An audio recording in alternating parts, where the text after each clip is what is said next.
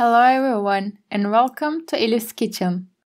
Today I have a recipe that can definitely be among your favorite recipes. A very easy rice recipe with a great taste. I want to share the spring rice recipe. So let's start. First of all, I want to wet the rice. I take 2 cups of rice in a bowl. I added about 1 dessert spoon of salt on it. I add enough hot water and let it sit for about 20 minutes. I take half a teacup of oil into the pot. I chop 2 medium-sized carrots into thin rings.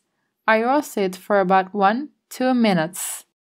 I add the rice that I have washed and strained well. I'm adding enough salt. I roast the rice for about 2-3 minutes. Then, I add 1 cup of frozen or canned corn. I add 2.5 cups of water now. I'm closing the lid of the pot. I cook it over low heat until it absorbs the water. Look, it's drained. I turn off the stove now. I add 4 finely chopped scallions. And I add half a bunch of finely chopped dill. I stir it gently and close the lid of the pot again. I rest the rice for about 15-20 minutes.